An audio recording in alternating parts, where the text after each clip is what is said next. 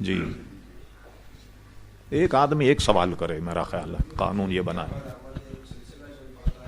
ہاں لے لیں، یہ لے لیں تاکہ ریکارڈ ہو جائے آپ کی آواز. جی ربیع الشریف کی آمد ایک سلسلہ چل پڑتا ہے کہ کیا صحابہ اکرام کے زمانے میں یہ میلاد شریف منایا گیا، اور آپ جو یہ سجاوٹ وغیرہ کرتے جھنڈے ونڈے لگاتے ہیں، تو اس سے بہتر ہے کسی غریب بیٹی کی شادی کرا دی جائے تو یہ ہوگا اس سلسلے میں. چلیے بیٹھیے، آپ تشریف رکھیے. ماشاء اللہ. سب سے پہلے تو یہ طے کر لیں کہ بھئی کسی صحابی نے کیا ہو تو ہم کریں. ایک اصول طے کر لیں کہ ہم وہی کام کریں گے جو کسی صحابی نے کیا، باقی سب چھوڑ دیں گے. تو کتنے کام رہ جائیں گے دنیا کے؟ بتائیے مجھے. صحیح. تو پہلے کیا ہوا، جب تبلیغی جماعت میدان میں آئی نا تو ان کے یہاں پنکھے نہیں تھے مکہ مسجد میں. کیوں جی؟ حضور کے زمانے میں پنکھے نہیں تھے. اچھا، وضو خانے میں ٹونٹیاں نہیں تھیں، لوٹے سے وضو کرتے تھے. کیا ہوا جی کہ حضور کے زمانے میں جناب لوٹے ہوتے تھے، ٹونٹیاں نہیں ہوتی تھی. ٹھیک ہے، تو پھر آپ یہ ہوائی جہاز میں سفر کیوں کرتے ہیں؟ گدھا گاڑی میں گدھے پہ بیٹھ کر کے سفر کریں یا خچر پر سفر کریں. آخر ترقی ہو رہی ہے تو اس کے اعتبار سے یہ معاملات ہو رہے ہیں. نہیں، میں ایک صاحب کا نام نہیں لیتا، وہ کسی دعوت میں گئے تو اس زمانے میں ٹیبل کرسی پر کھانا معیوب تھا، انگریز کھاتے تھے. وہ بزرگ ان پہ گرم ہو گئے، کہنے نیچے دسترخوان. اچھی بات تھی، نیچے دسترخوان بچھایا انہوں، کھا لی. کلی انگریزوں کی طریقے سے تم کھا رہے ہو. سب انہوں نے ذرا ڈانٹ ڈپٹ کی. جب پیر صاحب نے کھانا وانا کھا لیا تو میزبان بھی چھاؤ بڑا شریر تھا، اس نے کیا کہ ایک طرف تو رکھی کار اور دوسری طرف رکھا گدھا. کہنے لگے حضرت صاحب اب دیکھیے یہ تو ہے انگریز کا بچہ اور یہ سواری حضور علیہ السلام کے زمانے کی، تو کون سی پسند کریں گے آپ؟ ظاہر ہے کہ پیر صاحب کار میں ہی گئے نا بیٹھ کر، گدھے پہ تو نہیں گئے بیٹھ کر. تو کچھ ہوتے ہیں شعار، ہم اس کو پہلے بیان کر چکے. کچھ شعار ہوتے ہیں مذہبی اور کچھ ہوتے ہیں قومی. جو مذہبی شعار ہے وہ نہیں بدلتا، قومی شعار بدل جاتا. جیسے پتلون کا پہننا، جس زمانے میں انگریز آیا اس زمانے میں سوائے انگریز کے کوئی پتلون نہیں پہنتا، وہ اس کی علامت تھی. اس وقت علماء اس کو حرام کہتے تھے. لیکن جب پتلون کا رواج عام ہو گیا، جیسے مثلا پورا ترکی مسلم ملک ہے، سارے پتلون پہننے لگ گئے، قومی لباس ہی ان کا پتلون ہو گیا. ہمارے یہاں بھی سب پتلون پہننے لگ گئے. تو آج کوئی آدمی پتلون پہن کر جا رہا تھا، ہم نہیں کہیں گے نا یہودی جا رہا یا عیسائی جا رہا. تو حکم بدل گیا. اس لیے مولانا مفتی محمد وقار الدین صاحب رحمۃ اللہ تعالی علیہ نے وقار الفتاوی میں پتلون پہن کر نماز پڑھنے کو جائز قرار دیا. اور بس ایسی ہو کہ آدمی کو رکوع سجود میں کوئی تکلیف نہ ہو. اب ایسی بھی نہ ہو کہ مجھ جیسا آدمی یہ سوچنے لگے کہ اس میں گھسا کیسے ہوگا، اتنا چست نہ بیٹھ سکے آدمی، نہ ادھر ادھر ہو سکے. تو ایسا بھی نہیں ہونا چاہیے. ٹھیک، تو آپ یہ طے کر لیں کہ جو کام حضور نے کیا ہے نا وہی کریں گے، باقی نہیں کریں گے. کچھ رہ جائے گا دین میں، کچھ نہیں رہ جائے گا. کیا ہوگا اس کا اصول سنیے. کیا اصول اس کا یہ ہے، یہ دو حدیثیں، ایک ہے حضرت ابو موسیٰ اشعری رضی اللہ عنہ اور ایک ہے حدیث حضرت معاذ ابن جبل. اس کی بنیاد حضور علیہ السلام نے، یہ دونوں یمن کے قاضی تھے اور دونوں حدیثوں کا مضمون تقریباً ایک ہے. وہ یہ ہے کہ حضرت ابو موسیٰ اشعری کو جب حضور نے قاضی بنایا، ان سے پوچھا فیصلے کیسے کرو گے؟ انہوں نے کہا پہلے میں قرآن مجید میں دیکھوں گا. خود حضور فرماتے اگر قرآن مجید میں وہ قضیہ نہ ہو تو فیصلے کیسے کرو؟ فرمایا پھر حدیث رسول دیکھوں گا. ٹھیک، اس کا مطلب حدیث سے یہ پتا چلا کہ بے شمار مسائل بظاہر قرآن میں نہیں، وہ حضور کی سنت میں. فرمایا اچھا اگر حدیث میں بھی نہ ملے مسئلہ تو کیا کرو گے؟ تو حضور علیہ السلام نے جب یہ سوال کیا تو انہوں نے کہا میں قرآن حدیث کو سامنے رکھ کر اپنی رائے قائم کروں گا جو قرآن حدیث سے قریب تر ہو. تو حضور علیہ السلام بالکل تم نے ٹھیک کہا، اور فرمایا کہ یہ اللہ کی مہربانی کہ اس نے میری امت میں ایسے افراد پیدا فرما دیے.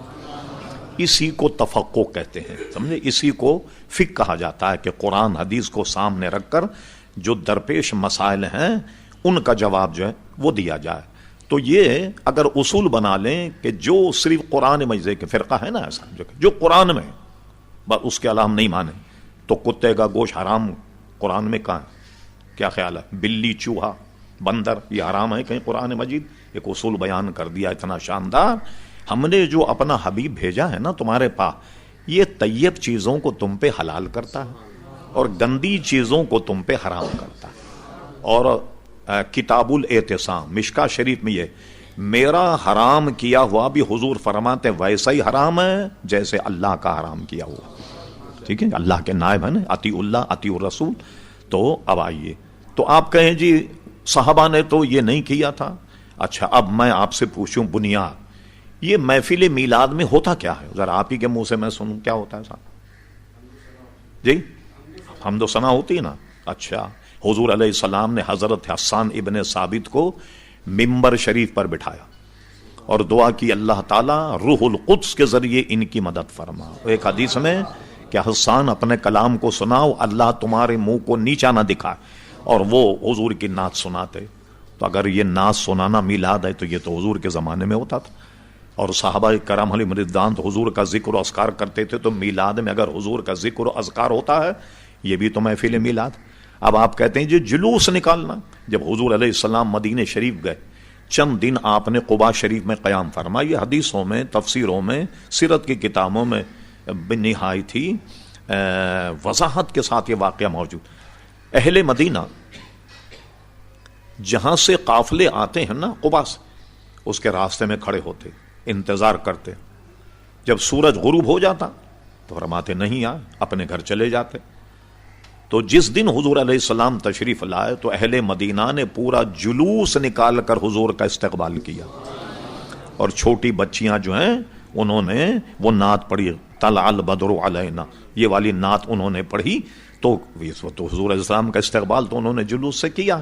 ایک بات یہ جو احمق کہتے ہیں نا کہ صاحب وہ تو پوری صحاح ستہ میں دکھائیے کہ جلوس یہ میلاد النبی. ٹھیک, اب صحاح ستہ کسی نے پڑھی نہ ہو تو اس کو کیا دکھایا جائے؟ کسی شخص نے خوب کہا تھا کسی زمانے مولانا لہجے میں کہ علم سیکھا پر دینداری نہ آئی, بخار آ گیا مگر بخاری نہیں آئی. صحاح ستہ کی کتاب ہے مشکا شریف. مشکا شریف میں علامہ امام ترمذی نے حضور کی سیرت پر ایک باب باندھا. جو کہتے ہیں نا کہیں نشان نہیں, آپ کو تعجب ہوگا اس باب کا نام صاحب مشکات نے میلاد النبی رکھا. ترمذی شریف میں باب ہے اس معاملے پر کہ میلاد النبی, اس کے بعد حضور علیہ السلام کی سیرت پر انہوں نے کلام کیا. ٹھیک ہے, تو آپ یہ دیکھیے کہ وہ لوگ کہتے ہیں جی اس کا کہیں ثبوت نہیں, بالکل احمق لوگ ہیں. اچھا یہ نہیں, بلکہ انہوں نے بیچاروں نے اپنی بھی کتابیں نہیں پڑھی, اتنے معذور ہیں کم وقت. اب آئیے پورے طریقے سمجھ لیں. یہ حدیث شریف کے 2 چینل ہیں پورے ہندوستان میں کہ سند حدیث ہندوستان میں کون لایا. ایک تو چینل ہے ایک شاہ ولی اللہ محدث دہلوی کا, ان سے سند میں وہابی, دیوبندی, بریلوی, جتنے بھی لوگ یہ 2 سے حدیث کی سند ملتی. ایک ہے شاہ ولی اللہ محدث دہلوی اور ایک ہے شاہ عبدالحق محدث دہلوی رحمۃ اللہ علیہ.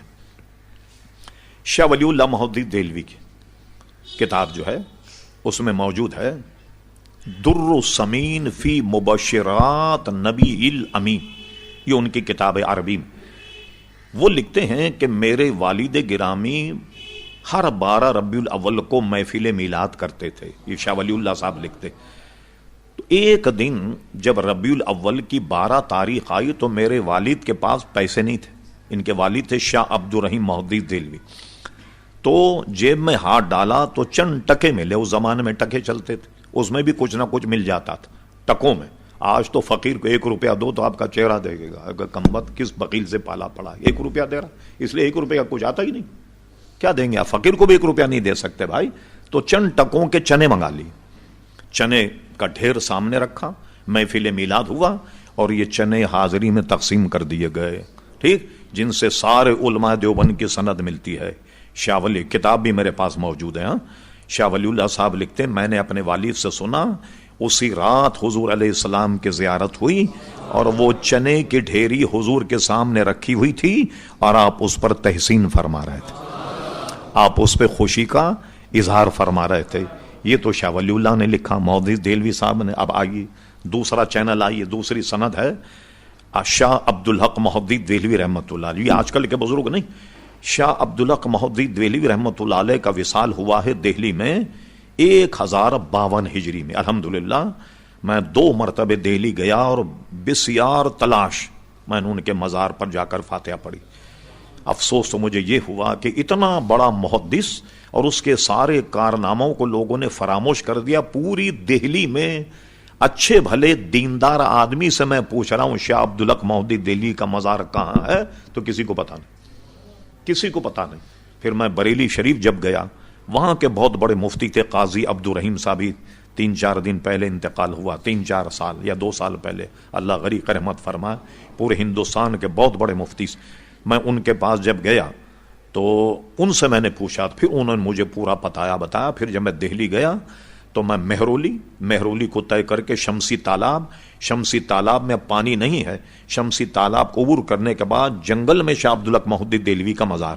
شمسی تالاب کی دہلی میں ایک تاریخی حیثیت یہ ہے، کسی اہل دل، کسی بزرگ نے اس شمسی تالاب پر خواب میں حضور علیہ السلام کو وضو کرتے ہوئے دیکھا تھا، اس لیے اس کی تاریخی حیثیت ہے. شمسی تالاب کو عبور کر کے گئے تو جب دیکھا تو افسوس ہوا کہ گرد و غبار ہے. کسی زمانے میں عالیشان مقبرہ تھا لیکن اس کے بعد وہ منہدم ہو گیا، دیواریں بھی پختہ نہیں.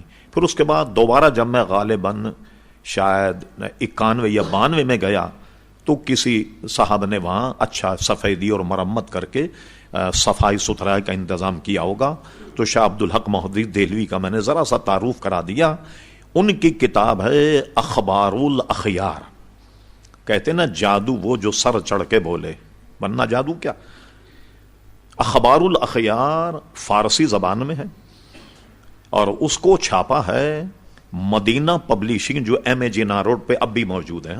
مدینہ پبلشنگ نے اس کو چھاپا اور اس کا ترجمہ کیا ہے 2 مشہور وہابی مولویوں نے. ایک کا نام ہے مولوی محمد فاضل اور دوسرے کا نام ہے مولوی مفتی عاشق الہی بلند شہری. ان دونوں نے اس کا ترجمہ کیا اخبار الاخیار. یہ مدینہ پبلشنگ سے چھپی. اس کا صفحہ نمبر 624 پر یہ عبارت موجود ہے. شاہ عبدالحق مہدی دہلوی نے جو جن جگہ گئے بڑا کمال کیا، سارے بزرگوں کے واقعات لکھے.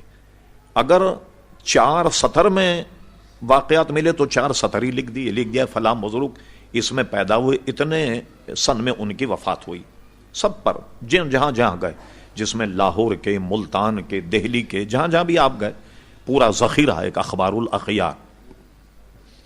آخری میں انہوں نے اپنے حالات بھی لکھے کہ میں عبدالحق کون ہوں، میرے والد کا نام سیف الرحمان ہے، ہم ترکی النسل ہیں، بخارا سے ہندوستان میں منتقل ہوئے اور یہاں جب میں پڑھتا تھا تو سب اپنے واقعات لکھے کہ سبق میں اتنا منہمک رہتا تھا، جھکا کر کے جب پڑھتا تو کئی دفعے چراغ سے میرے بال جل گئے، آگ لگ گئی میرے سر میں وغیرہ. میں اتنا اپنے سبق میں منہمک رہتا. سارے واقعات لکھنے کے بعد آخری میں اللہ کی بارگاہ میں التجا کرتے، کہتے ہیں اے اللہ تبارک و تعالی، عبدالحق کے پاس کوئی عمل ایسا نہیں جو تیری دربار میں پیش کرنے کے لائق سمجھے. یہ ان کی عاجزی ہے. کوئی عمل ایسا نہیں، اس لیے کہ ہر عمل میں فساد نیت رہا. یہ ان کی عاجزی انکساری. مگر ایک عمل میرا ایسا ہے جو یقیناً تیری بارگاہ میں قبول ہوگا، وہ کبھی بھی رد نہیں ہوگا. حالانکہ شاہ عبدالحق مہدی دہلوی اتنے بڑے محدث ہیں، یہ لکھ سکتے تھے. جب میں ہندوستان آیا تو مسلمانوں کی زبان فارسی تھی، تو میں نے مشکات شریف کی بڑی ضخیم شرح لکھی، اشرۃ اللمات فی شرح مشکات، یہ زبان فارسی میں. اسی طرح فارسی میں کئی کتابیں، مثلا اس زمانے میں فارسی میں حضور کی سیرت پر کوئی کتاب نہیں، بڑے ضخیم 2 جلدیں مدارج النبوت کے نام سے فارسی میں شاہ عبدالحق مہدی دہلوی نے لکھی. آدمی جب کوئی کام کرتا ہے تو یہ سوچتا ہے کہ بھئی یہ ذخیرہ میں قیامت کے لے جا رہا ہوں. کہتے اللہ تعالیٰ میں نے جو حدیث پر کتابیں لکھی ہیں وہ میں تیرے دربار میں پیش کرتا ہوں جو میری نجات کا ذریعہ ہو جائے. میں نے بزرگوں کی سیرت پر اخبار الاخیار لکھی، یہ قبول فرما لی، یہ ذریعہ نجات ہو جائے. کچھ اور پیش کرتے، مشکات شریف کی شرح پیش کرتے، کچھ نہیں. انہوں نے کہا میرے پاس تو نجات کا کوئی ذریعہ نہیں، ہر عمل میں فساد نیت رہا. مگر یا ارحم الراحمین، عبدالحق کا ایک عمل ایسا ہے جو یقیناً تیری بارگاہ میں قبول ہوگا، اور وہ یہ ہے کہ میں محفل میلاد کے وقت کھڑے ہو کر سلام پڑھتا. لائیے آپ، میرے تو کتب خانے میں موجود ہیں. کسی وہابی سے منگوائیے، تمہارے مولویوں کا ترجمہ ہے، اور اس کو مدینہ پبلشنگ نے چھاپا، اور جناب وہ میرے پاس موجود ہے، اور صفحہ نمبر 26 اس کا نکالیے، 624 صفحہ نمبر، اس پہ شیخ محق نے یہ لکھا۔ اب سنیے نتیجہ، یہ بتائیے آپ، ایک عدالت میں مقدمہ چل رہا ہو اور گواہ آئے، جی آپ نے دیکھا ہے جو گواہی دی؟ آپ نے کہا نہیں، میں نے زید سے سنا ہے۔ زید کو کورٹ میں بلایا گیا، زید صاحب یہ آپ نے واردات کا موقع دیکھا؟ انہوں نے کہا جی میں نے بکر سے سنا۔ یہ بکر صاحب کو بلایا، بکر صاحب کہتے ہیں بھائی میرے سامنے تو ایسا کوئی واقعہ نہیں ہوا، اب مجھے بتائیے اگر گواہی میں ایک آدمی کراس کوسچن جس کو کہتے ہیں اس میں اگر لاجواب ہو جائے تو مقدمہ ثابت ہوگا؟ نہیں ثابت ہوگا۔ اب کوئی آدمی اپنے آپ کو محدث کہے اور حدیث پڑھا ہے، اور اس کی حدیث میں 2 مشرک آ جائیں، حدیث سند کا کیا بنے گا؟ کیونکہ میلاد شریف منانا تو شرک ہے نا۔ شاہ ولی اللہ محدث دہلوی مشرک ہو گئے، ان کے والد شاہ عبد الرحیم صاحب بھی مشرک ہو گئے، شاہ عبدالحق محدث دہلوی بھی مشرک ہو گئے۔ اب بتاؤ تمہاری سند کا کیا بنے گا؟ جس کی سند میں کوئی مشرک آ جائے تمہیں تو حدیث بیان کرنے کا حق ہی حاصل نہیں۔ بھائی کیوں بے وقوف بنا رہے لوگوں کو؟ تمہارے تو سند میں امام بخاری تو بہت بعد میں آئیں گے، دونوں مشرک آ گئے تمہاری سند میں، اس لیے ان کا قول بالکل غلط ہے۔ اور میں نے حدیث کو بتا دیا آپ کو، اور یہ اصول نہیں کہ جو بھی حدیث اور قرآن میں ہوگا وہی ہم مانیں گے۔ یہ دوسرے لوگوں کا نا شافعی، حنفی، مالکی، جس میں پوری دنیا ان کی پیروی کرتی ہے، تو ہمارے یہاں ہمارے امام کا قول ہم لیں گے، یعنی کہ قرآن و حدیث سے ہم اس کا استثناء ہو گیا نہیں۔ ہم یہ جانتے ہیں کہ قرآن حدیث کو ہمارے امام ہم سے زیادہ جانتے تھے، ٹھیک ہے؟ تو یہ حضرات جو ہیں یہ جو کچھ کہیں گے وہ اصل میں دین ہے۔ اس لیے ہمارے یہاں شریعت کا ماخذ کیا ہے؟ قرآن، سنت، اجماع امت اور قیاس، یہ 4 چیزیں ہیں جس سے دین کا کوئی مسئلہ ثابت ہوتا ہے۔